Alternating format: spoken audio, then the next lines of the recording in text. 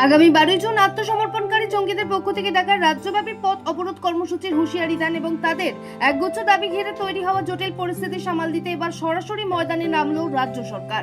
এই উদ্ভূত পরিস্থিতির প্রেক্ষিতে বৃহস্পতিবার মহাকরণে অত্যন্ত গুরুত্বপূর্ণ ও উচ্চ পর্যায়ে বৈঠক অনুষ্ঠিত হয়।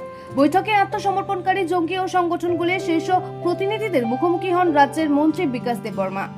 মূলত আত্মসমর্পণকারী জঙ্গিদের পুনর্বাসন প্যাকেজ, দীর্ঘদিন ধরে আটকে থাকা বিভিন্ন বকেয়া দাবি এবং তাদের সামাজিক ও অর্থনৈতিক সমস্যাগুলি নিয়ে রুদ্ধদ্বার বৈঠকে দীর্ঘ সময় ধরে বিস্তারিত পর্যালোচনা করেন নেতৃত্বরা।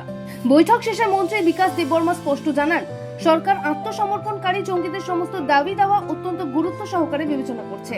একই সাথে আন্দোলনের পথে না গিয়ে শান্তিপূর্ণ ও গণতান্ত্রিক আলোচনার মাধ্যমেই যে কোনো সমস্যার স্থায়ী সমাধান সম্ভব, সেই বিষয়ে তিনি বিশেষভাবে জোর দেন।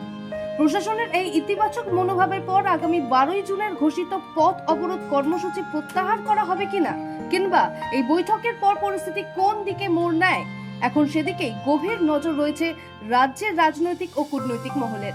ত্রিপুরা থেকে দেবাশিস বোসের রিপোর্ট, সিএন ত্রিপুরা।